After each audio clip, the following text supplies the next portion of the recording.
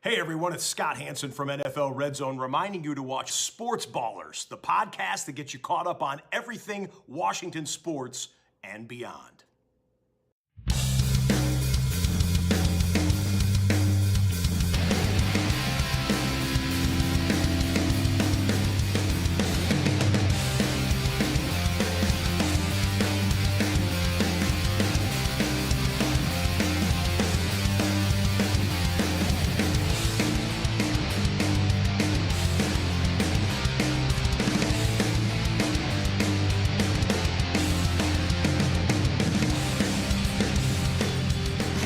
Hello and welcome to the latest edition of the Sports Ballers podcast. I am Eric Meyer. I am joined by Cory Puffett and Evan Ash. As always, how are you fellas doing this fine Tuesday evening?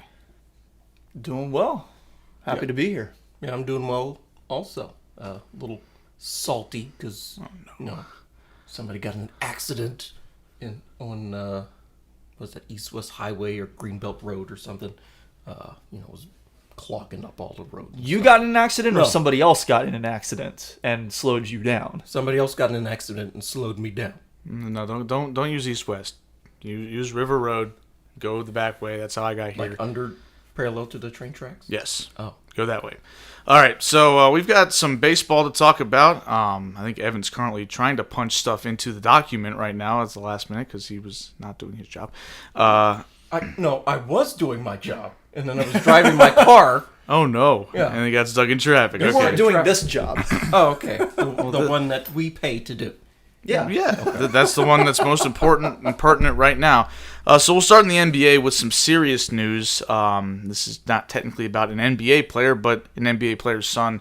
Bronny James reportedly suffered a cardiac arrest during a basketball workout that he was involved in. And it sounds like he's in stable condition. He's already left the intensive care unit. Not a whole lot to say about this other than, wishing him the best, wishing LeBron and his family the best as well.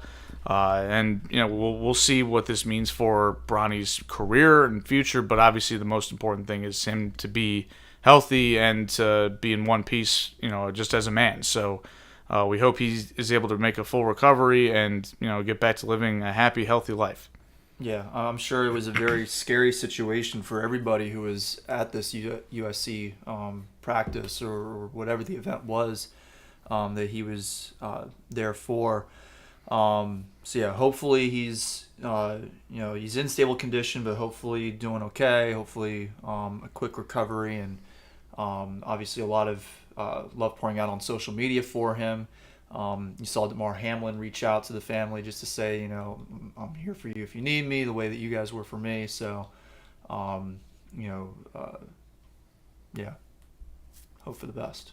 Yeah, absolutely. Wishing him all the best, and so glad this wasn't worse. Obviously. Yep.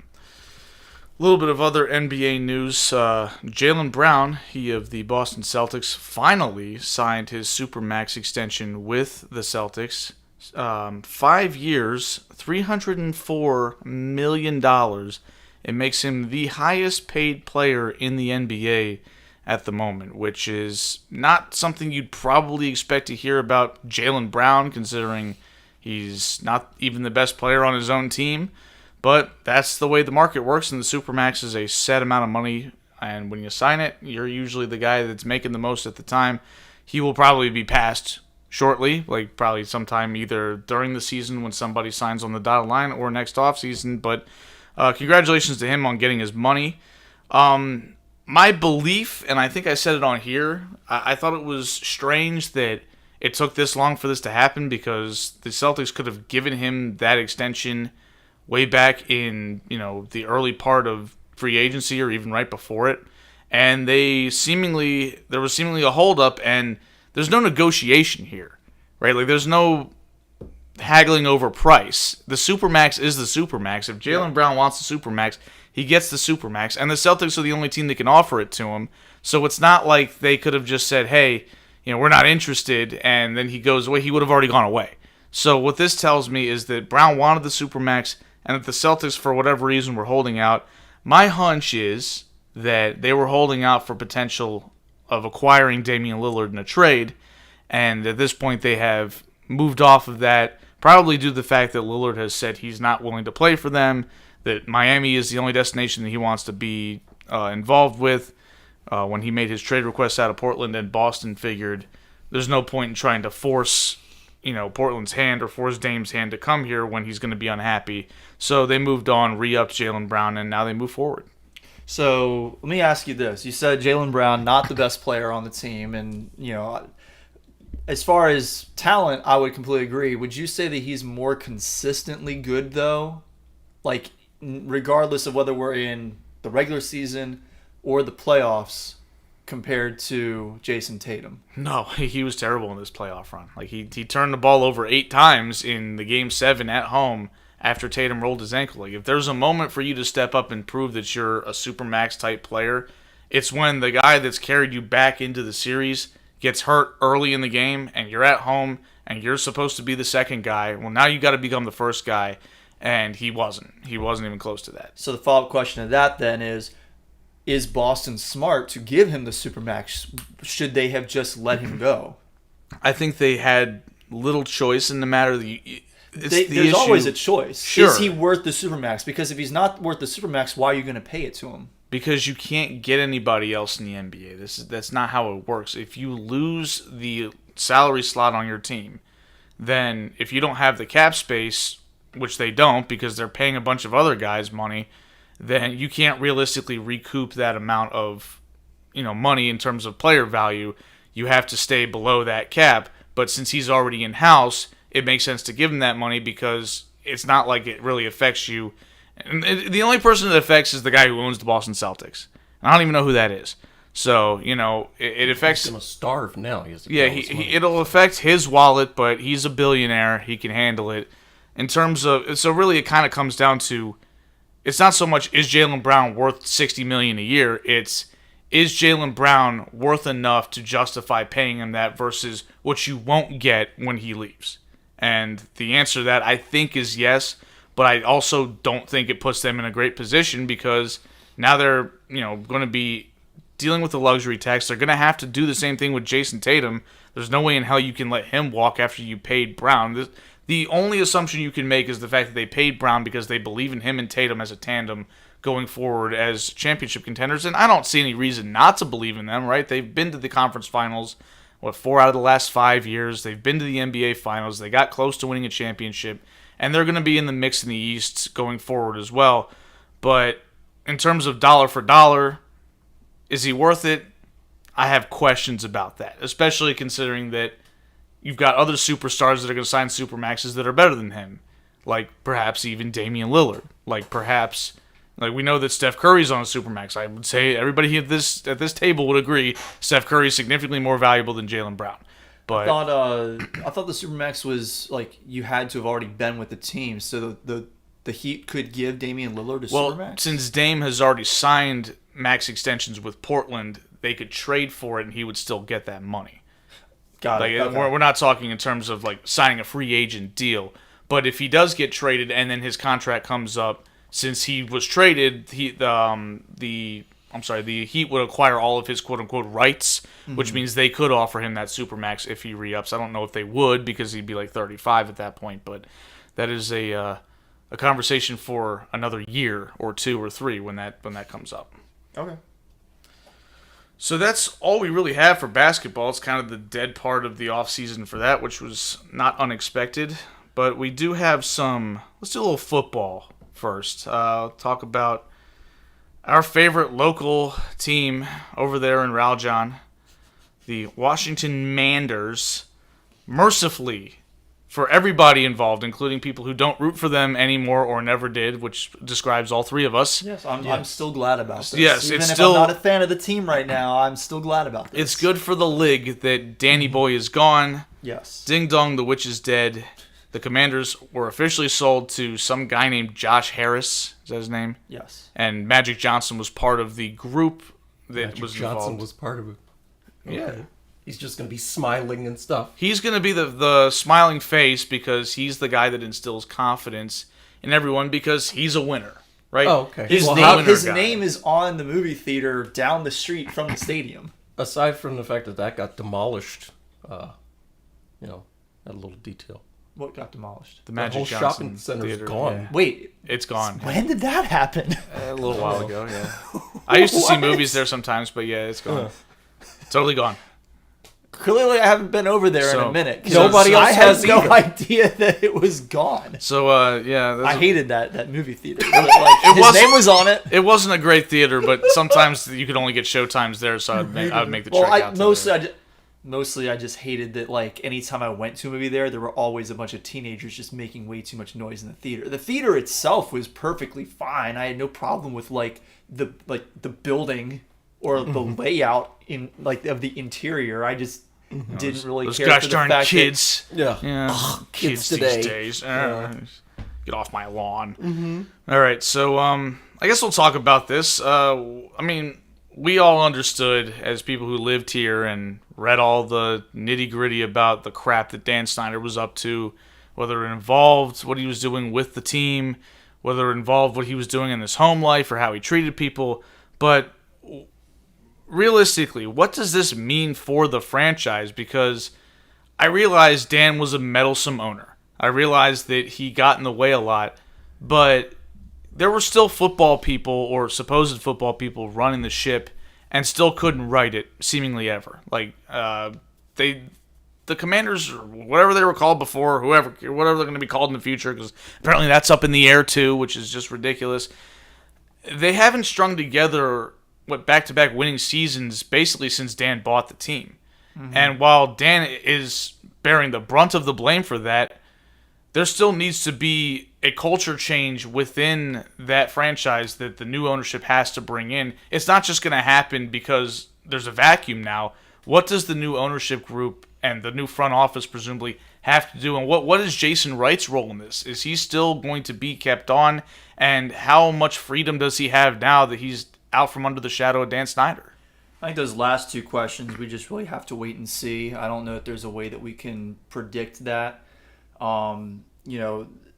The thing that gives me some hope is that Josh Harris has been around sports. He's a managing partner for the Philadelphia 76ers and for the New Jersey Devils.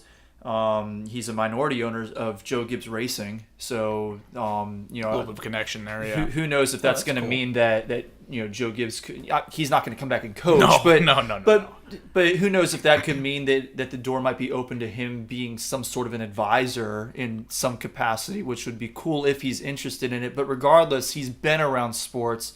So I think that he has some insights into how to find people who understand the way that the sport works, understands the business side of it, and also the on-field side of it. It's going to give Washington a better chance to be competitive than they had under Dan Snyder. Is that actually going to pan out? Who knows? There have been people who have been talking about for a couple of decades that it's really just about the DC area. There's too much to do here. There's too many opportunities for players to come into the area and get into trouble and not really focus on playing sports, and they enjoy the nightlife too much.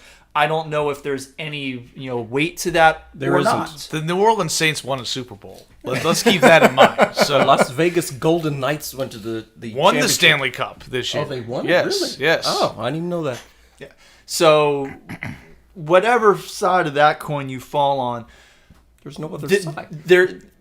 this is going to give them a better chance to be competitive than they've had in a long time. And that's the most important thing. That's what Commanders fans want to see, is a competitive team, and this gives them a chance to get that.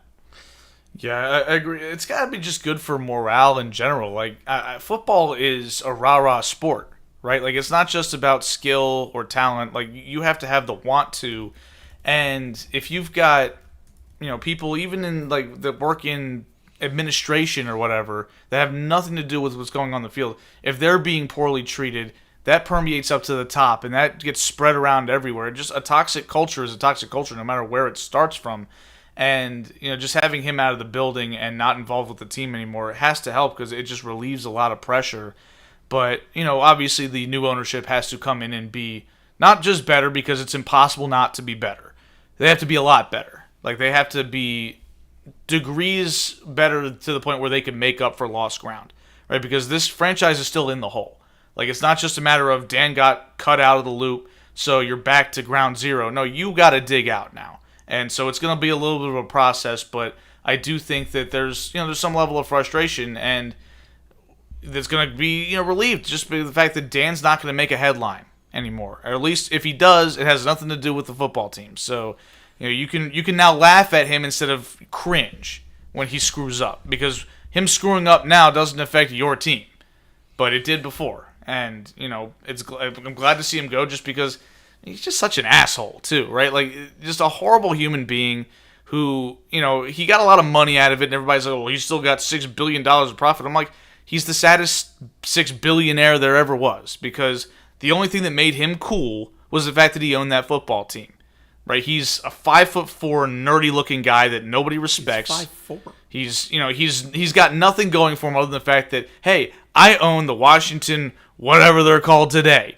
Well, that doesn't matter anymore because he doesn't own that team. He's just going to be by himself sitting in the corner of the country club, and nobody's going to talk to him, and he's not going to be cool anymore. So that is a prison for him. Poor guy. And to your point about winning cultures and teams performing well, typically kind of coming out of a culture around the team where most people within the organization are in something of a state of harmony. I mean, I think that's been true of the best teams for the past couple of decades across sports. Like, if you think about the stories that of teams that won championships when there were, like, clashes of personalities, even, like, on the team, most of that comes from a day and age when there was not as much parity across the league, right? You think of, like, NBA teams where there might have been some clashes, but there wasn't as much parity across the league. There weren't as many teams who were capable of competing with, a Kobe Bryant and a Shaquille O'Neal, even when they weren't necessarily getting along great, right? And, so nowadays it seems like most of the time teams that are winning Super Bowls, NBA Finals, Stanley Cups, like, you're hearing that most people within the organization are pretty happy with their situation. They're happy with their teammates. They're happy with their colleagues. They're happy with their workplace environment. So I think that there's something to be said for that. That does play into a winning culture. It's not just about having the right players on the field and the right coaching staff. It's the whole organization. Absolutely. In every organization, sports or any industry, the tone is set at the top. So with Dan Snyder being the owner, he set such a putrid tone, right? Like, he was, being investigated by the DEA, FBI, IRS, and Congress itself. The old superfecta. Working for that guy has to be unpleasant. He was a bad dude. Inherently, and then all that negativity, toxicity, just poison trickles its way down to, not only the GM and coach and the players, but the janitor, right? Everybody it sucks for everybody. So, the fact that they got rid of the top guy means it can only improve for everybody who's managed to stick around this long. Which is not a whole lot of people, but I think that there will be a decent number of fans that lost interest or at least stopped going to games that might return. Apparently, I think I saw somewhere that the requests for season tickets since the news dropped skyrocketed because people were just so happy that Snyder was gone and they felt like they can invest back emotionally and financially into this team. So nowhere to go but up. We'll see if they can go up. That could include, putting seats back up in the nosebleeds of the stadium. Yes, they took out thousands of seats. Out. I mean, or how literally is nowhere to go but up, unless they, move to a new location, which would probably be a smart thing to do. We'll watch them move to Quantico, which will spoil any goodwill that this, lack of action. Really, like the new owner hasn't done anything. He's just not Dan, and people worship him now. Well, he's doing a great job of not being dead. Yeah, that's a good start, but don't move the team out to Dumfries or Doswell or wherever down there, on I-95 South where the traffic piles up and you're really not that close to the city, because that's a good way to alienate the fans all over again. By the way, they are selling tickets for showings of Oppenheimer at the Magic Johnson Theater in Largo tonight. So it is still open. it would appear. Well, there you go. Maybe you should go. For old Well, times. no. Especially you got the one right over in Hyattsville. Yeah, that's not that far. All right, Or I so could go to Silver Spring. either way, a lot of theaters around here. All right, so let's do a little more football. We talked last week about the conundrum of NFL running backs seemingly never being able to get paid market value because once they're eligible to be paid market value, they're all used up and people aren't interested anymore. So Saquon Barkley kind of has epitomized that. He's kind of been the guy that's really highlighted the movement this year because he's such a uniquely talented running back that you figured he, of all people, would get money. He really has, and he signed a 1-year deal with incentives worth up to $11 million, only $2 million guaranteed. The franchise tag this year was worth $10.1 million for the season, so if he balls out, he's going to earn more than he would have otherwise. But, that's not a whole lot of cash for a premier running back, especially the franchise tag number has dropped over the last several seasons, which is hard to believe given how much the cap has risen. It's unique to the running back position. Yeah, every other position is getting more money. It's the only position where the franchise tag has actually decreased in value since 2015. Every other position has gone up. This is interesting because once they passed to the deadline last week for franchised players to negotiate a long-term deal, I thought that was it. Based on all the reporting that I had seen, it seemed like the only options for Saquon were sign the franchise tag that the Giants put him on and play this year for $10.1 million or hold out for the season. Those were his two options. Well, it turns out that there is one other thing that teams can do. They can't negotiate a long-term deal, but they can negotiate a different 1-year deal, which is what the Giants did here. This is only the second time this has ever happened. The first time was with Edgerrin James back in 2005. So it's not without precedent, but it's not that big of a raise. It's an extra $900,000, and that's assuming that he, balls out and meets those incentive targets, which we don't know exactly what those targets are going to be.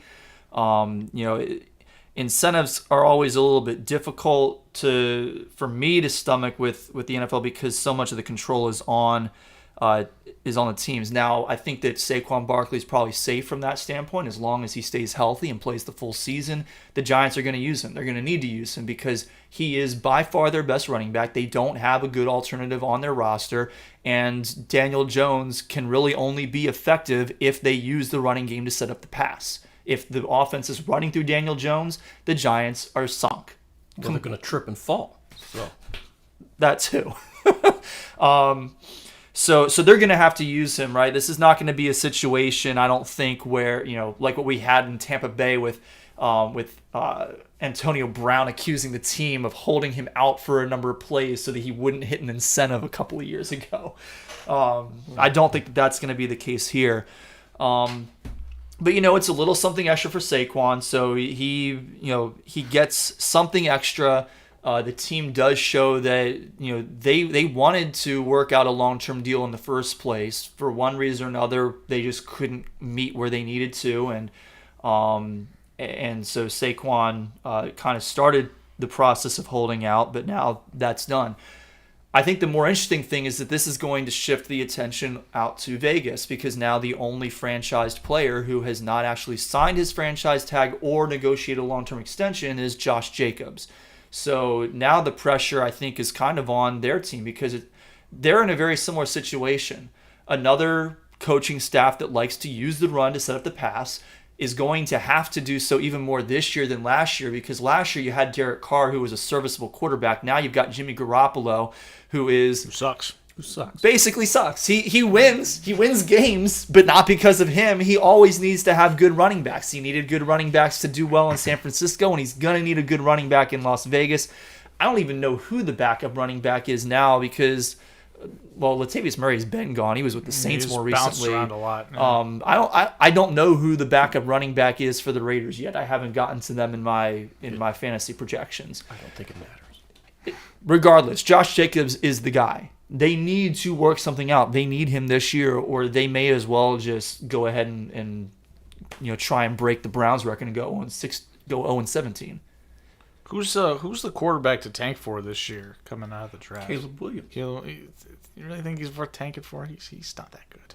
Oh, I don't believe in him. And it's not just because I bleed red and blue. It's I don't think he's that good. Bleed red and blue.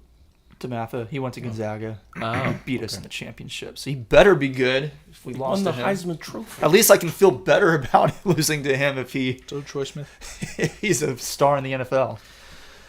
All right, that's all we have for the NFL. Training camp is starting tomorrow for Evan's team. Do you want to say a few words about your Ravens starting practice tomorrow?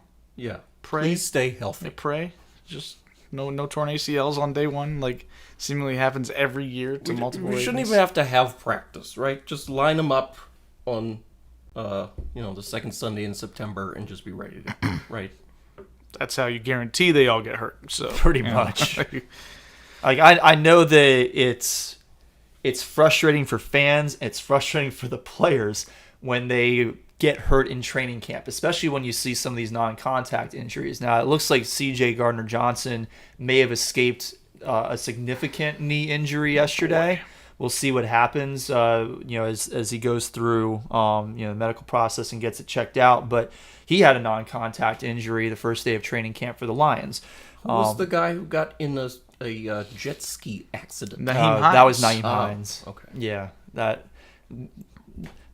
sucks, but that could happen any time. That can happen. Yeah, that can happen any time of the year. It's a freak accident, but I think that it hits a little bit differently than when you're on the practice field before you've even played a preseason game, much less a regular season game.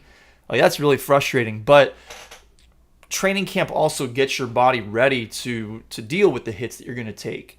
You hope that you aren't a victim of the turf monster during that process, but you have to get your body ready to take those hits because otherwise you are more likely to get hurt. Yep. Wonderful. All right, let's do the bikes. Cory, you're up. Tell us what happened. Is this thing over yet, or are we still going on? It's over. Okay. Unfortunately. Tell us who won. So the last week of the Tour de France was pretty wild, actually. I think last week we talked about the individual time trial that you talked about it. We listened because we don't know what the hell we're talking about at all. Jonas Vingegaard gained about 1 minute and 38 seconds on Tadej Pogacar in the individual time trial last Monday.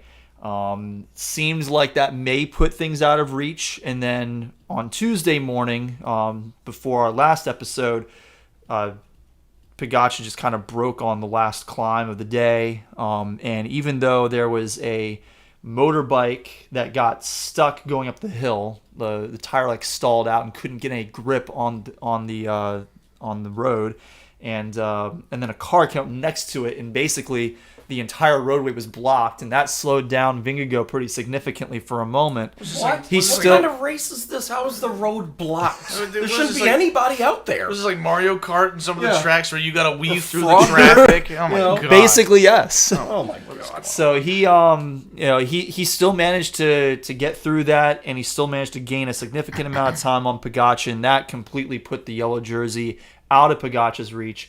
But it didn't stop Pogacar from making the last week still really fun to watch. So last Wednesday, stage 17, the literal high points of this year's tour came in the final 10 kilometers of the stage. They reached the highest altitude of this year's tour.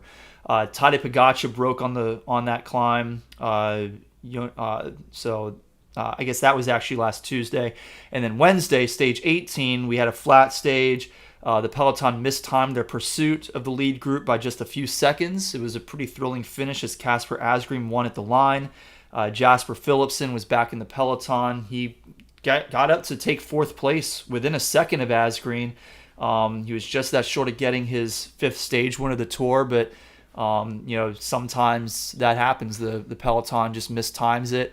I usually have not seen it mistimed by that small of a margin, though. Usually when the Peloton mistimes it, it's at least half a minute, if not more. Or they realize that they mistimed it and they just give up the pursuit. But on that day, a flat stage, a day that was supposed to be for the sprinters, nobody really wanted to give up on it, and they got darn close. Stage 19 on Friday. Was that Friday or what was that? I'm mixing up days because Monday was an off day. So Tuesday was the intermediate time trial. Wednesday was what happened with the bike. So I actually had not talked about that last week. But Friday, stage 19, we had a really unfortunate situation around 90 kilometers from the finish. A rider for Bora in the breakaway was pedaling with so much power that his chain actually snapped in half. And his team car was behind the Peloton. So he's in the breakaway, and they have a car that is with the breakaway to be able to service those guys, basically a neutral car. But it didn't have any bikes that were sized correctly for him.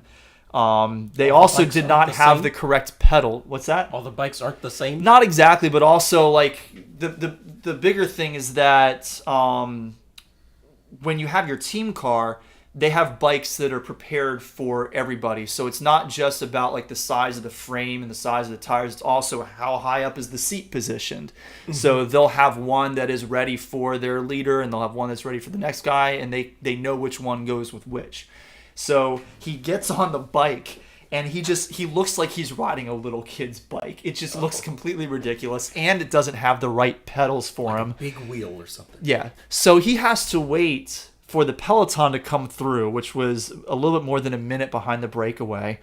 And so he has to wait for not just the Peloton to get through, but then he has to wait for his team car. So he has to stop. So he literally had to stop his progress. He goes from in the breakaway group, a minute and change ahead of the Peloton, to needing to chase to get back in the Peloton. It was just really unfortunate. It's it sucks to see things like that while everybody's still moving. Oh, the race doesn't stop. But the person who's getting their bike changed, is he still moving? Oh no! Well, the chain was snapped in half. He couldn't keep pedaling. The bike no longer worked. They could have the car on the side and then just. So there are situations where a mechanical issue can be fixed live, where the rider will kind of go back to their team car and they'll just ride alongside it. And somebody from the team car will have their their tools, and they'll try and fix whatever it is. Mm-hmm. In a situation like that where you need a whole new chain, like that's not happening live. You're supposed to be professional bike riders. Y'all can figure that out. So get to the finish of the race, and once again, the chase with Jasper Philipsen mismanaged the breakaway.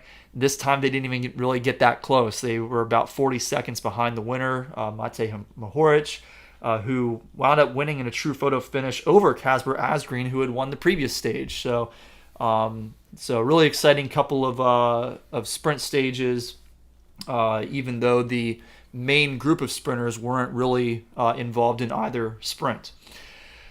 Stage 20 was the second to last day on Saturday. There were 6 categorized climbs, so it was the final day of real mountain racing. Sepp Kuss just had a really rough last week and change. Last week I talked about he was hit by that fan with the cell phone, that crash that took out about half of the Peloton. And then on Saturday, they're descending a mountain. Sepp Kuss is third wheel behind Carlos Rodriguez and Kuss's team leader, Jonas Vingegaard. They're going around a turn at a pretty significant speed.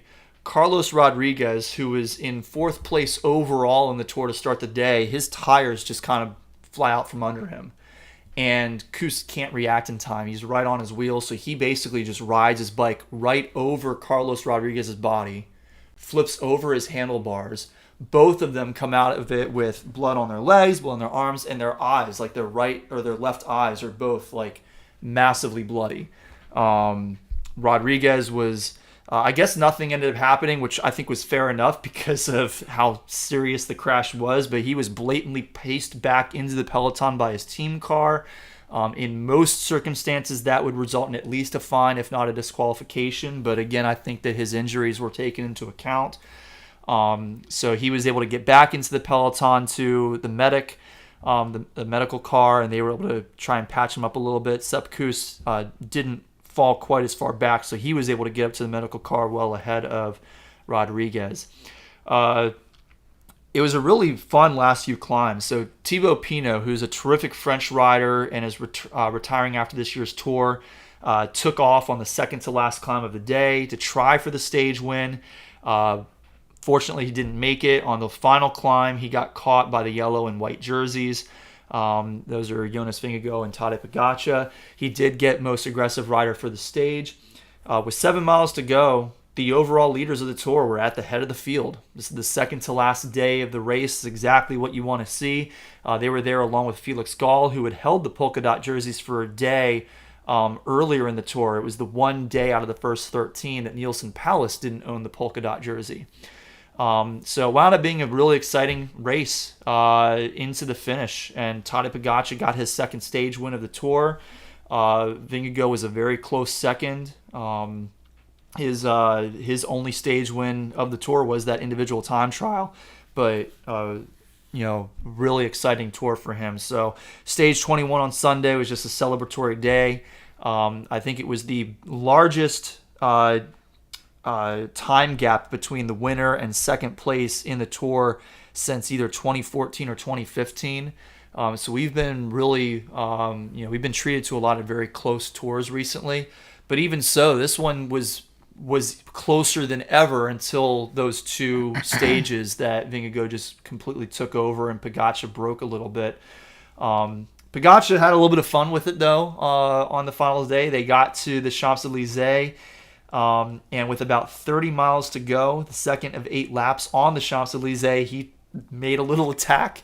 I think he knew that it wasn't going to survive all the way to the end, but he's a competitor. He is a showman. He's not just going to sit around and not do anything that final day. So I really enjoyed seeing him, have a little bit of fun, and make the peloton kind of work a little bit. Don't just let it come down to the final 2 laps when teams are starting to try and line up for their leadouts for the sprinters.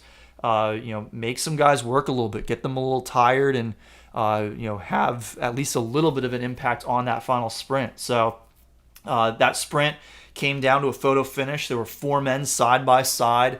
It was very clearly between 2 of the 4, the 2 guys on the outside, but it was between Jasper Philipsen and Jordi Meus. And Jordi Meus got his first career Tour de France stage win. So next year's tour is going to be a little bit different than usual because the Olympics are in Paris, so they can't finish the tour on the Champs-Élysées as they've done for decades now. Instead, they're going to finish in Nice with an individual time trial on the last stage of the tour, which I don't like on paper, but I'd be lying if I didn't say that I'm a little bit curious to see how that goes. It's going to be very interesting to see whether the time differential between first and second is close enough for that individual time trial to be meaningful. I hope that it is, because otherwise I think it's going to be one of the stupidest things that I've ever heard of in any sport ever. But if it's close, which it very well could be, if Tadej Pogačar comes back next year healthy, keep in mind that this year he was dealing with a wrist injury, didn't really get back to racing his bike until about 2 weeks before the tour.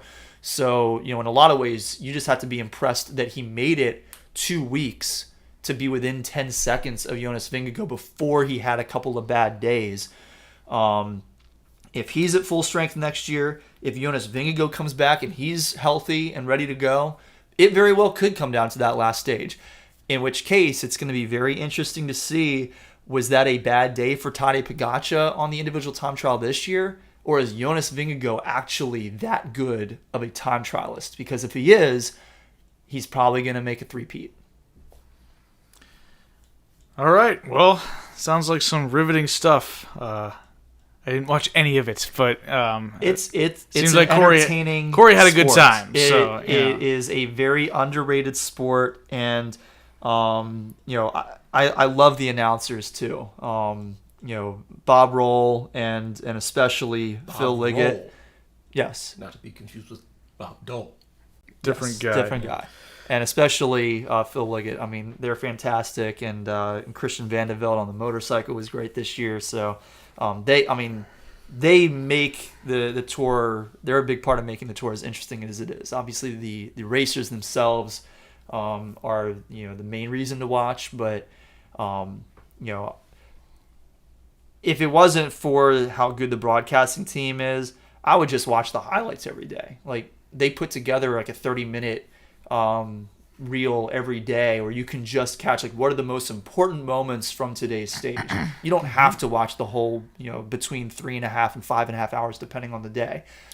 I will watch the whole thing as many days of the tour as I can because I love that broadcasting team. They do such a good job. I guess I can't give you too hard of a time for watching this because, I love day 3 of the NFL draft. I'll sit on my couch all day long just staring at it. Oh, yeah, I don't do that. Yeah. 7 hours of commercial-ful, not football. Yeah. There's just nothing happening. Names that nobody Just knows Mel being and called. Todd just yelling at each other about, people I've never heard of. It is spectacular. All right. Before we get to baseball, we got a little bit of breaking news. Justin Herbert has signed a 5-year extension with the San Diego. Oh, there you go. The Los Angeles Chargers. Mark that on your bingo card, folks. The Los Angeles Chargers for 5 years, $262 million. So that is a bigger total number than Lamar Jackson got. It's a bigger total number than Josh Allen got. And none of that is a surprise because this is how it works. The next guy always gets the most money. So yeah, it's not surprising from that standpoint. I'm still not out on Justin Herbert. out. You're not out? No, I'm not. You shouldn't be out. You should be in. I mean, I think that there's a lot of people who feel like people should be out on Justin Herbert at this point because he's sort of underperformed expectations for 2 years in a row. Have you seen his coach recently? What about his coach? His Brandon coach, which Staley coach? sucks. Remember? Brandon Staley, and then before that it was Anthony Lynn. Yeah. They've done such a great job, haven't they? Well, it's still Brandon Staley this year, which is why some people might still think that you should be out on him. But I'm curious to see what's going to happen now that they brought in a new offensive coordinator. Kellen Moore is his offensive coordinator now. And while Kellen Moore was let go by the Cowboys because they felt like maybe he wasn't really going, taking the team in the right direction, I think that it's safe to assume that the Cowboys may not know what they're doing with that position, considering they brought in Brian Schottenheimer, who was fired from Seattle because his game plan lacks creativity. I mean, he was Rex Ryan's offense coordinator with the Jets. Yeah. So I'm curious to see how things go for him, for Justin Herbert this year. Hopefully, the other thing to keep in mind is last year, there are a lot of injuries to his receiving core. I mean, and himself. And himself. But, Keenan Allen was hurt in week 1 and didn't reemerge until the last, 5 games of the season, maybe. Mm-hmm. Mike Williams is Mike Williams. He's always going to miss games here and there. I think that he's worth the extension. It's a lot of money, and it seems silly for somebody who, it seems silly for him to be making more than Lamar Jackson when Lamar Jackson was a unanimous MVP a couple years ago. And the only thing that's keeping us from knowing that he can repeat something like that season is the fact that he's been injured the last 2 years and missed 5 games each season. Outside of that, Lamar Jackson is still one of the best quarterbacks in the NFL, and Herbert hasn't reached that level. And yet, doesn't seem like there was as much drama about him getting this money, considering we didn't hear anything about this until it actually happened. Whereas Lamar, we knew that it was time for him to get an extension, and we still had to wait to see what would happen. Well, and also the fact that Lamar had to sign his extension after being given the non-exclusive tag, Right. which would have been heading into, his 6th season, whereas Herbert's going to his 4th, which is normally when you expect to get an extension as a young franchise quarterback. I would expect Joe Burrow's number to be higher than Justin Herbert's because he's earned more in the NFL than Justin Herbert has. But it's also, again, Lamar's number starts this year, Herbert starts next year. So there's that increase in pay that comes with the fact that the cap's going to go up again, as it usually does. So it's a little bit of a timeline issue here. We don't know the guaranteed money yet. I think Herbert is very talented. I think he's also overrated, but he's still one of the guys you have to pay, right? In the grand scheme of things, if you've got one of the 7 or 8 best quarterbacks in football, and I think Herbert is safely in that mix, you have to pay him. You can't put him in a position where he wants to hold out. You can't insult him by saying you're not as good as X, Y, or Z. And so this is the necessary move the Chargers had to make to lock up their franchise QB, keep him happy. Hopefully he doesn't blow too many more 27-0 leads in the playoffs again. Yikes. Because that is a stinging indictment of more than just his coach. That's on him too. Especially when he's lollipopping touchdown passes over his guy's head, which would have put the game away, and he didn't deliver the goods. So he deserves his share of criticism for that. But, the social media folks love him because he's got a rocket arm, and apparently he's a genius or whatever, a 4.0 student, and all this crap that doesn't really matter on the football field. Josh Rosen was a genius, too. Yeah, your boy. You still have belief in Josh Rosen? Still holding out hope? Yeah, still holding out hope. Rosen? I couldn't tell you what team he's on or what continent he's playing on. I don't think Probably he's isn't on on 18. one. He's in cold storage. Yeah. All right, so let's do a little baseball. Some updates for the current action. I'm going to both make Evan maybe a little happy and then really mad. The Orioles are up 1-0 on Philly today, right now, in the bottom of the 2nd inning. The bad news is the Orioles also had the bases loaded with no outs and didn't score any runs out of it. So they could have easily been up 3, 4, 5-0 maybe, and instead they're only up 1-0 with Kyle Gibson on the mound. But let's talk about what the Orioles have done over the last week or so since we last congregated here, which I think was that on Tuesday? It was last Tuesday, yeah. Yep. So since then, the Orioles were in the midst of losing to the Dodgers for the 2nd night in a row after a disappointing, frustrating, stupid loss the first game of that series. But then they came back and were able to salvage that series with a win late. Then they headed down to Tampa, which we highlighted that series last week. Well, the Orioles won 3 out of 4 in Tampa Bay, so that moved the Orioles to being 2 games up over the Rays, including 4 in the loss column, which we have already said matters more, and also puts them in a prime position to win the season series with them when Tampa comes to Baltimore in mid-September, because the Orioles are up 6-3 in the series, so they would only really have to win 1 game out of those 4 in order to take the head-to-head, which matters a lot more now because there's no 163, right? There's no tie-break game. It's just based on head-to-head records, so that would mean that the Orioles would have the inside track to win the division if they're able to do that. Also, with the helps of the fact that they're up 2.5 games as of right now. But, yeah, playing good ball, being annoying at times, being really frustrating at times like the Orioles tend to do. Somehow they won yesterday when they didn't have 3 out of their 4 All-Stars available. Adley Rutschman got the day off, and Yenier Cano and Felix Bautista, who had pitched 4 out of the 5 previous days, were down. They were not going to pitch that game. So somehow Dean Kramer, who Evan and I love to hate on, threw 7 innings of 1-run ball, and the bullpen tried their hardest in the 8th to blow it, and they did. Yeah, they blew it. They just managed to come back and win. And they didn't give up the lead because Bryce Harper and the Phillies' third base coach got a little too aggressive there, trying to score from first on what looked like really a single. So he was thrown out at the plate despite Jorge Mateo's awful throw. Which, again, he's not... Despite Jorge Mateo's awful everything else to do with baseball. Yes, he has not played well. So the Orioles won their first game in Philly yesterday. They're currently up 1-0. They are, by record, the best team in the American League.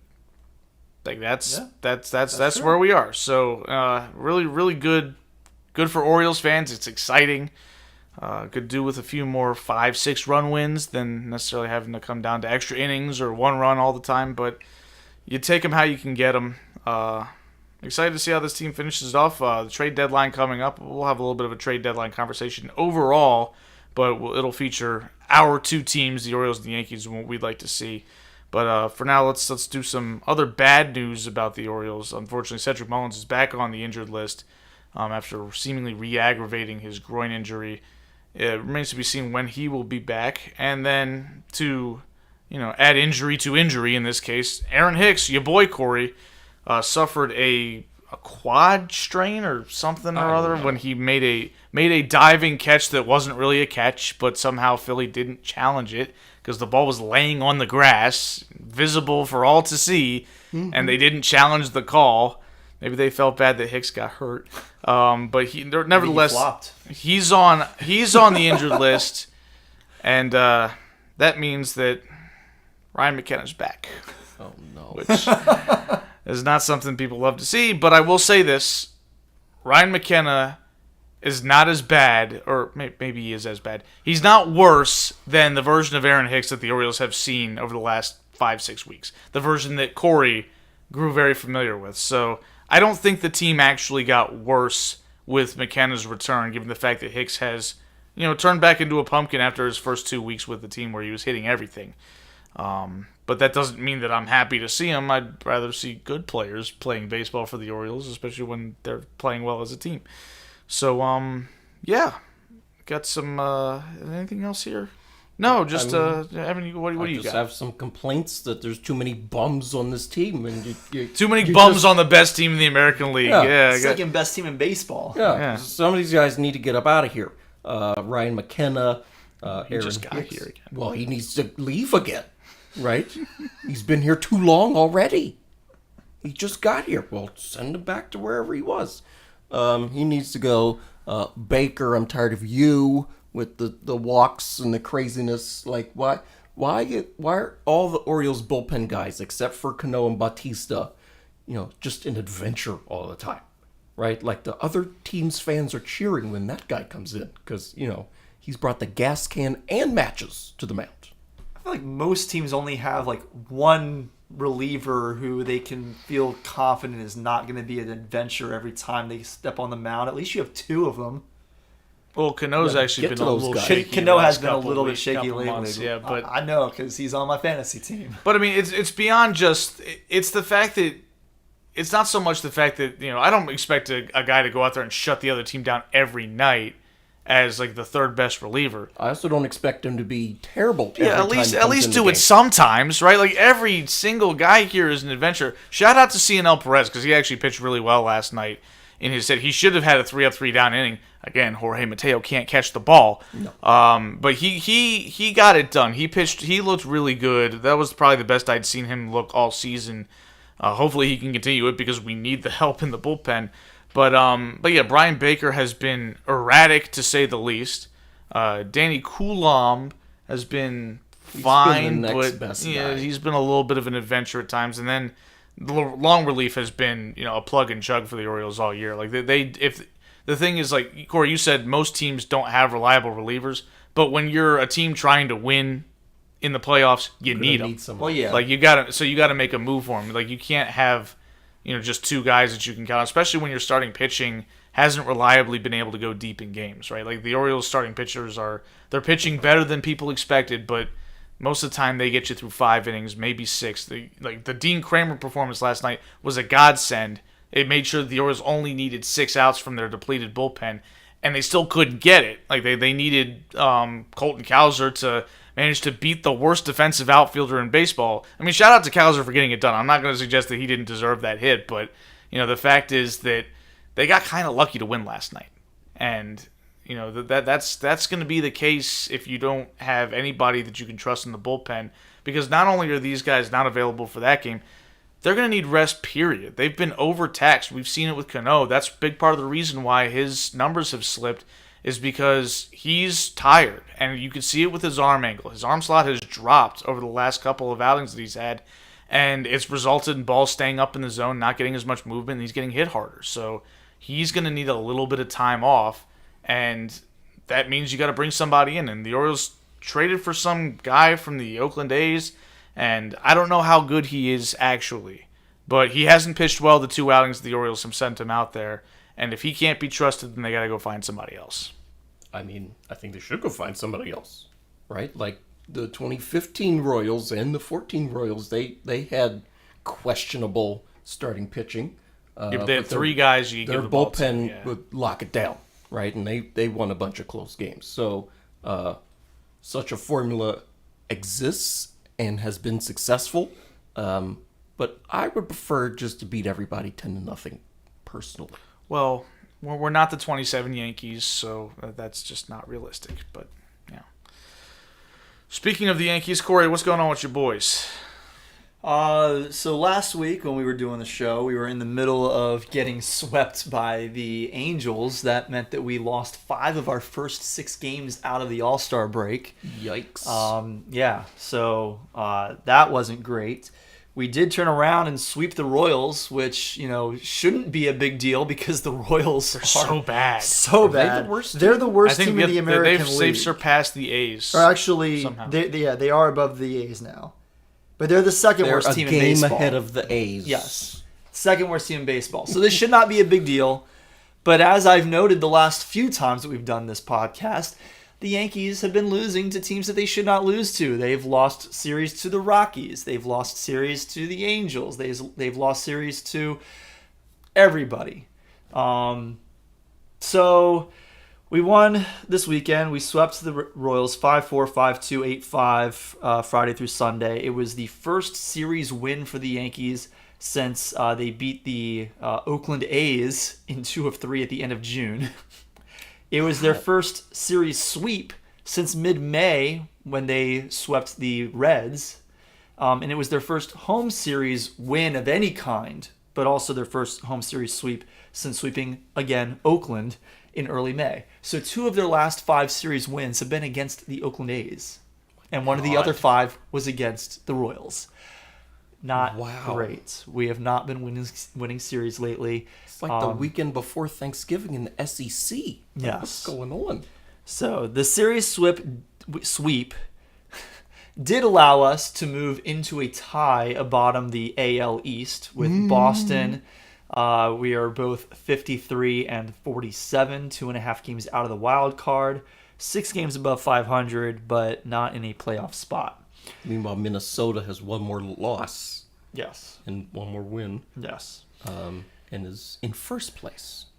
So. Yes. All those things. So on the injury front, a couple pieces of news. Aaron Judge played 5 innings of a simulated game in Tampa this afternoon. There's some talk that he could be sent on a rehab assignment this week, although Aaron Boone also did not rule out activating him for this weekend series in Baltimore. I know you guys would love to have Aaron Judge in Baltimore. That'd be so great for Aaron Judge. That always goes great for you guys. Of course, activating just for us. Just for us, right? The timing is impeccable. Oh my God. So Judge has not played since June 3rd when he crashed through the bullpen in Dodger Stadium, injuring his toe. He doesn't expect to be pain-free for a while, but is hoping to be able to manage the pain well enough to start playing soon. On the pitching front, Nestor Cortez is on the 60-day IL. He's eligible to return as early as the first week of August, and he does seem to be on track to keep that possibility in play. He threw 35 live batting practice pitches on June 17th in Anaheim, made his first rehab start with Somerset in AA yesterday, so he's expected to pitch again on the 29th with Somerset. And then at that point, the Yankees will assess whether he's ready to rejoin the club or whether he needs another outing or 2 on his minor league rehab assignment. But that's where the Yankees are right now. Hopefully that series sweep, as unimpressive as the opponent was, will give them some momentum because God knows they need it. They're still 4-6 over the last 10 games compared to 6-4 for Boston. So 10 games ago, we were 2 games ahead of Boston at the bottom of the division, and now we're tied. So better than where we were, a week ago. We were sole possession of last place, but not good. Yeah, not great at all. But the Yankees are obviously not sellers, right? Like, you guys got to try to get back in it. So one would think, we're only 2.5 games out of the wild card. So trade deadline is on August 1st. Yep. That is a week from today. So what are we thinking for certain players and where they're going to end up? I mean, we know that the big prize seems to be Shohei Ohtani. The Angels, honestly, I think that they need to play out their series with the Blue Jays and see how that goes. If they are able to, I think it's a 4-game series with them. If they're able to win that series and gain a lot of ground on them and get back in the mix, I think they should consider being buyers, because then they can make a run at the playoffs with Shohei, with Mike Trout returning. But that remains to be seen if they're going to do that. Like, if they get swept in 4, then they've got to give it up. It's a really interesting situation for the Angels, because you do not want the absolute worst thing that can happen for the Angels is they lose Ohtani in free agency, because then they get nothing for him. That is pick. Yeah, they get the comp pick, which is worthless, basically basically. Well, it depends. If you're Mike Elias, it might be worth something. He seems to when manage to Gunnar turn them Henderson into... a Well, comp pick sure, or a but second rounder? will the Angels turn into something? Clearly they're not, because they haven't done it ever, because they don't win at all, even though There they've you got go. the 2 best guys. So that is the absolute worst thing that can happen. So what you really want is either you make the playoffs this year, convince Shohei that it makes sense to stay, because we were buyers. To that end, I think the only way that they can do that is to be buyers at the deadline. You have to bring in some more pieces to ensure that you make the playoffs, because if you don't make the playoffs, Shohei's gone. He's not sticking around if you miss the playoffs. So then you get nothing but the comp pick. So you have to go all in for the postseason, which is not going to be an easy task to make, considering they're currently 4.5 games out of the wild card, the third wild card spot, with a lot of teams who are, quite frankly, better than them. The Rays are better than them. The Orioles are better than them. The Astros are better than them. The Blue Jays are, I think, better than them. And when they're at their best, the Yankees are better than them. Clearly, right now, the Red Sox are better than them by record. I don't know if Boston's going to be able to maintain that. I think that the Yankees are going to at least get back to 4th place in this division. But, that's a lot of competition. So you have to buy. You have to go all in and buy yourself that playoff spot if you have any hope of keeping Shohei and signing him to a long-term deal. Otherwise, you need to get rid of him so that you get something for him. So it's a really interesting situation for the Angels to find themselves in. You don't want to give up on the season, but you also don't want to give up Shohei and get nothing in return. I mean, but the Angels need to be careful not to pull a 2015 Orioles, right? Like, the team isn't that good, but you're adding stuff at the deadline. You have to be honest with yourself. It's like, are we playoff material?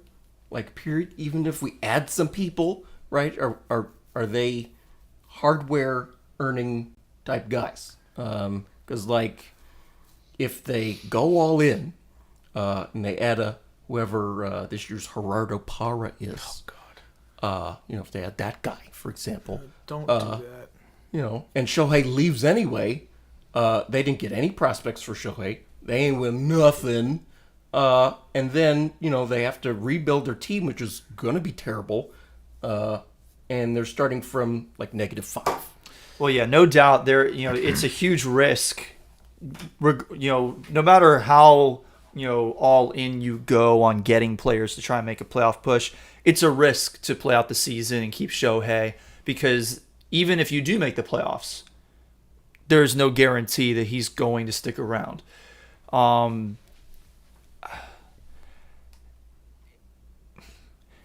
If they're able to find a way to retain Shohei and sign him, right? It doesn't mean that they have to keep him full time, right? If they get pieces, if they're buyers here at the deadline, they get the pieces, they make it to the playoffs, and they re-sign Shohei in the offseason, and those pieces that they got end up not actually panning out long term, and their team cannot sustain success, you still, at least you've bought yourself options. You can either keep Shohei and hope that you're able to build around him and have long-term success, or you still have the control to be able to trade him somewhere else and get pieces for him.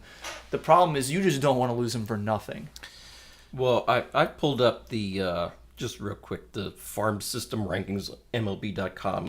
Theirs is not good. Coming into this year, they are number 28. Yeah, they're not good. So if they go all in, what are they trading away? Or what are they trading away to acquire major league talent? And then presumably Shohei leaves anyway. That's a fair question. They have no team. Left, yeah. There's nobody's home. This is just nothing.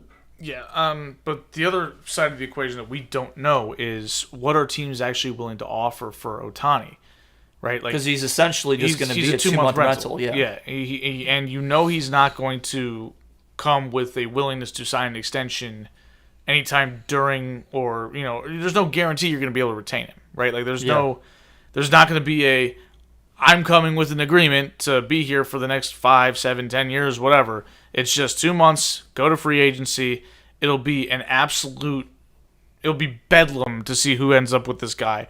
And that's probably what his agent wants for sure. Mm-hmm. It'll be fun for him, I'm sure. Oh, yeah.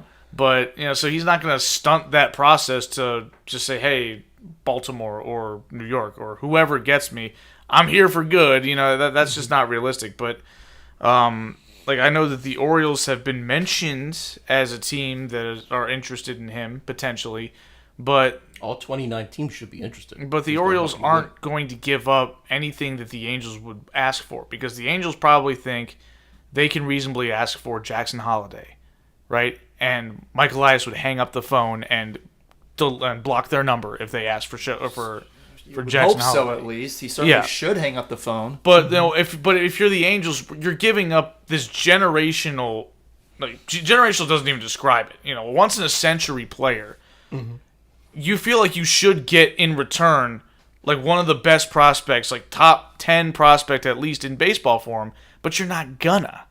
Yeah. So what do you actually what's the yield going to be? It's going to be pennies on the dollar. So they're kind of stuck. Yeah. That's where in my opinion, they should just get what they can for him. Mm-hmm. It's not going to be as much as they want. Yeah. You probably what happens when your team sucks. You probably want to ride it all the way out to August 1st to make sure that you get whatever the best offer is, and you take it. Mm-hmm. Unless somehow between now and August 1st, in the next 7 days, they manage to get back into that third wild card spot, and they're holding that. That's the only reason why they should consider not moving Shohei. You're not going to get what you want for him. You're not going to get what, quite frankly, Shohei is worth. Because, like Eric said, he's a 2-month rental. Mm-hmm. And there's no guarantee, if the Yankees trade for him, there's no guarantee that he's going to re-sign with the Yankees on a long-term deal. If the Astros trade for him, there's no guarantee that he's going to re-sign with the Astros on a long-term deal. He's going to want to test out free agency because we have no idea what his value is. But we know that it's going to be a sky high. We know he's going to get an astronomical number from somebody. At least $600 million or something like that. He's going to get an unheard of amount, and he's going to deserve every single penny of it based on what he has done over the past couple of seasons. And you say once in a century talent. This is a once ever talent. We've never seen anybody do this before. People draw comparisons between him and Babe Ruth. Babe Ruth wasn't doing both at the same time. He had less than 20 games in his career where he pitched and hit in the same game. Oh. How does that work? There was no designated hitter back then. He had to have. Yeah. Unless they pinch hit for him the first time he came up, which means he would have pitched 1 inning. Okay, so maybe I'm confusing it with he wasn't hitting on off days. He only had he had a very short stretch where he was hitting on his off day pitching. Regardless, this was not something that he was doing both of them full time throughout the year. That's what Shohei is doing, and he's doing both of them at an elite level. He's leading all of baseball in home runs right now.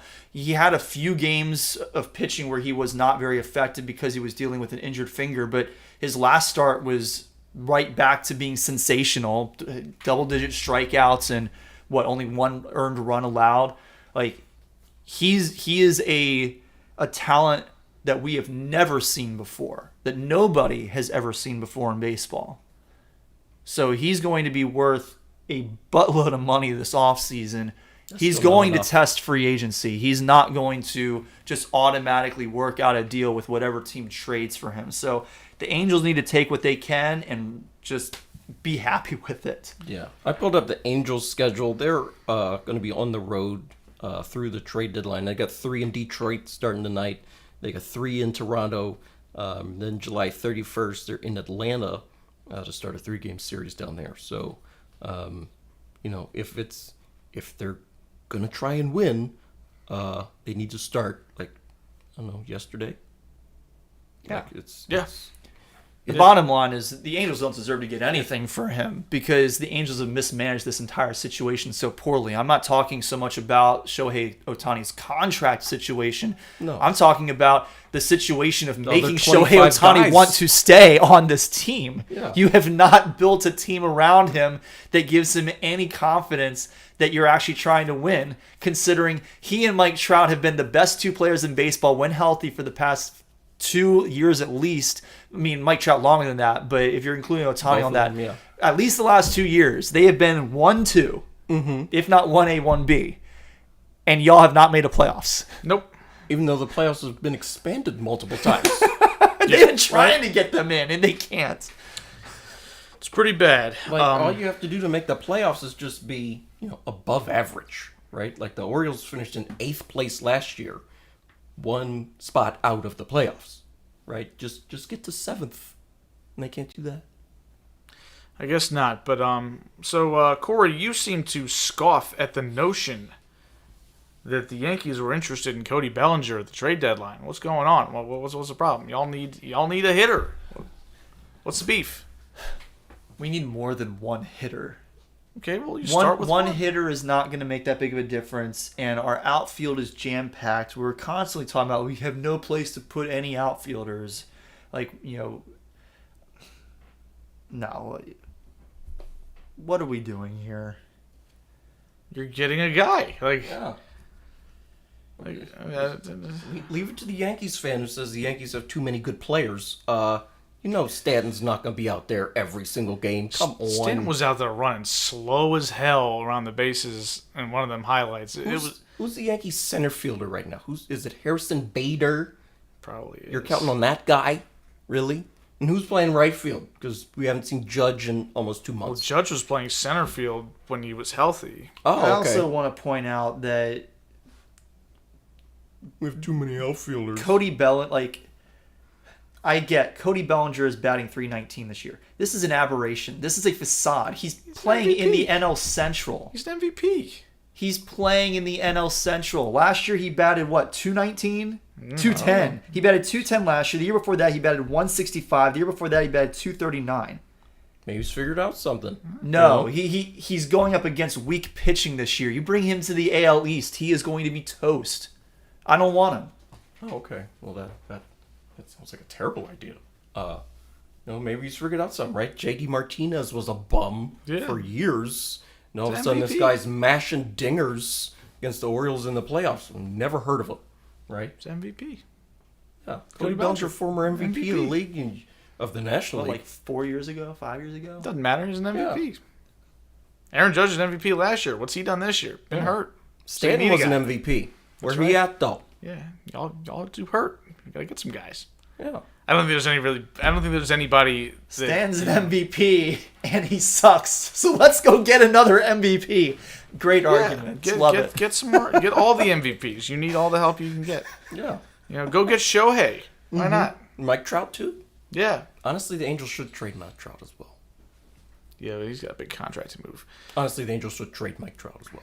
I mean, he's also always hurt, so That's why they should trade him. hard to move. If we were going to get an outfielder, I'd rather us get Mike Trout. Oh, well, really? I'm stunned to hear that you would prefer Mike Trout over Cody Bellinger. You're going to trade Ryan Trout's Flaherty away to Trout's get him? not available. Bellinger is. Although I do agree with you, Corey, because if you dig deep into the Unbelievable. Bellinger numbers, he's gotten. It's not so much the fact that he's faced crummy competition. It's the fact that his batted balls in play average is abnormally high. Like, he's gotten really, really lucky with the balls he's put into play falling for hits instead of being outs, and that is something that would alarm me.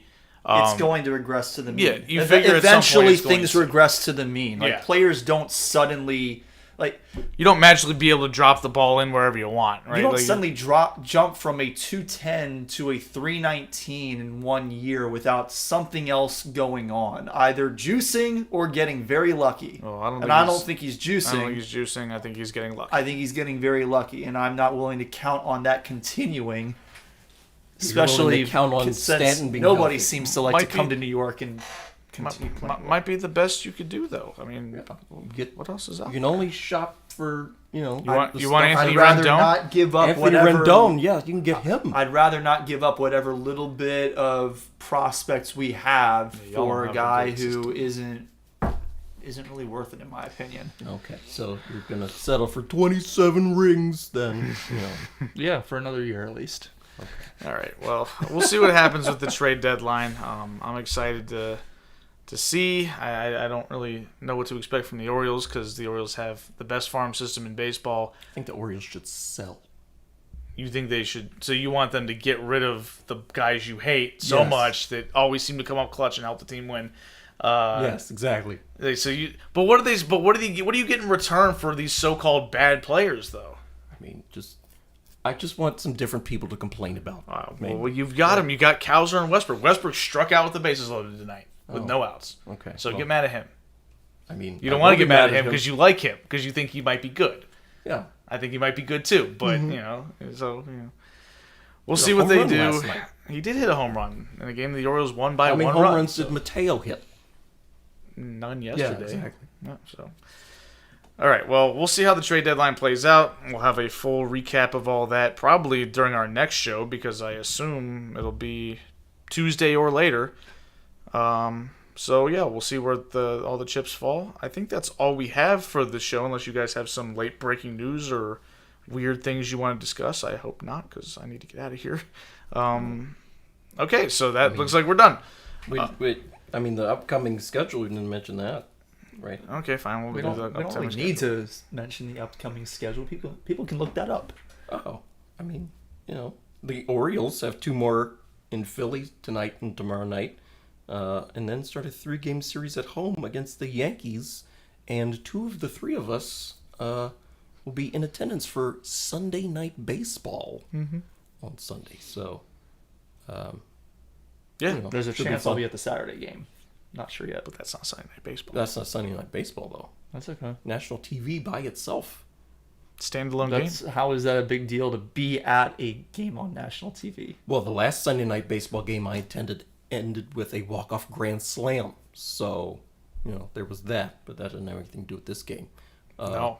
That also wasn't because it was on national TV. It just so happened to. But it had vibes because it was on national Yes. TV. There's buzz in the arena when the national TV cameras roll through and you're in prime time. It's a Yeah, big they're deal. doing baseball tonight on the field at Wrigley. That's a big deal. That's a big deal. Okay. The Orioles only get on Sunday Night Baseball. It's been when 5 it's years. opposite of Sunday Night Football. See, you guys are on Sunday Night Baseball all the time. Every Yeah, week. y'all are always there. Red Sox, Yankees again, even though y'all are in 4th and 5th. yeah, It's like, 2 teams tied for last place. but Yankees, Red Sox, they just hate Sunday each Night other Baseball. so much. So They just hate each other. Yes, they hated each other 20 years ago. Was when they had that big fight. They've had a couple of fights, but those were all. The big fight, right? With Yeah. Don Zimmer and With Pedro Martinez. Yeah. booming him to the floor, which was Yeah, excellent. The face mush all the way to the It was ground. more of a back of the head mush, and he tumbled over like Humpty Dumpty. It was There was glorious. the one where the Red Sox catcher Yeah, Veritek. didn't take his mask off. But he face mushed A-Rod, A-Rod with his glove, which was quite a picture. All Take right. your mask off. All right, so let's wrap this bad boy up. Thank you guys for tuning in. I think we'll start season 6 of the Sports Ballers podcast. I don't know why we do seasons, but Corey's in charge. So years. You can ask him. Whatever. We will be starting that next week because August is when we started this show back in 2018. So thank you guys for tuning in for the last 5 years. We appreciate the listenership. You can get this podcast on your favorite podcatcher, the one that you're listening on, obviously, but also Apple, Spotify, Google, Amazon. And if you have a podcatcher that we are not on and you prefer to see us on or hear us on, then let us know, and we will do our best to accommodate you. You can send us fan mail or feedback or hatred or whatever you got at thesportsballers@gmail.com. If you send something mean, we will talk about it. If you send something nice, we'll talk about it. If you just ask a question, we'll talk about it. But if you cuss at us, we can't say that on here. Sorry. Well, some of us can, but we get bleeped. You can follow us on Twitter as well. Twitter is probably the best place to follow us for immediate updates on when our show is going to be going live. We are at SportsBallers18. You can follow us individually as well. Corey is at Cory Puffett. I am at Quagmire67. Evan is at Evan_Ash13. So before we head on out of here, fellas, shout-outs. What do you got? Well, I just want to mention, we had a little adventure on Friday. Well, that was going to be my shout-out, so, you know, go ahead. I just want to make sure it got in the show. It's going to be in the both show. Listeners. Okay, well, go ahead. Say your piece. Yeah, Eric and I went down to Busch Gardens and had an amazing time. Shout out to the ride-ups at Griffin who, were pumping out those trains, unlike the ride-ups on every other coaster, seemed like. Pantheon. Yeah. Yikes. But yeah, so, we were riding stuff, and the weather's beautiful. And then we're getting off of Griffin for, I think, the 11th time. And I am informed that Eric has suffered some sort of wardrobe malfunction. And then, after inquiring further, it was more of a wardrobe catastrophic failure than malfunction. And I mean, I guess Eric, you can go into more detail if you want, but listener out there, just use your imagination at this point. Yeah, my pants ripped. Like that's what happened. And I'm walking around the park. I had yellow underwear on underneath my cargo shorts that had, as Evan appropriately stated, catastrophically failed. The rip got worse and worse throughout the day. I was trying desperately to buy some new shorts at the park, but all they sold were these fluorescent tie-dye looking booty shorts for women, and sorry, not really my look, so I passed. And I opted to walk around with, assless chaps for the entire day. So that was how that happened. So my shout out to Evan for providing me a pair of shorts after we got back. They're a little tight. It felt like Olivia Newton-John in those I feel shorts. like this entire May she rest segment in needs peace. to be bleeped. I think it's good content. So yeah, that was an adventure. So thank you for the shorts. I will return them to you shortly because I got them washed. They don't fit. They don't fit, and they're not mine. And They also don't fit me either. They are for the opposite reason. Well, yeah, because you got them skinny legs, Rob Lowe, and I got the tree trunks here. So Oh, okay. You're skipping leg day a little too much. The issue's a little higher, but No, it's right here, posterior power, baby. Yeah. No denying it. All right, Corey, do you have a shout out before we roll? Yeah, just one last shout out to the commentary team for the Tour de France. Phil Liggett, Bob Roll, Christian Vandevelde, the guys in the studio, and then just a shout out every year. As much as Bob Roll has done a really good job. He's really grown into that role, paired with Phil in the booth throughout the stages. Definitely still miss Paul Sherwin. He passed away in December of 2018. But that tandem of Phil and Paul was just money for so many years. So again, Bob Roll has done a great job, but miss you, Paul. So shout out to those guys. Okay, great. So thank you guys again for tuning in. Next week, Evan will be running the show. We'll be recapping the trade deadline, maybe get into a little bit of training camp news. Hopefully nothing bad. Hopefully. Which means hopefully just no news, because bad news. Cross our fingers, knock on wood. Yep. And if anything happens on the NBA front, your boy's going to have it. But until then, take it easy.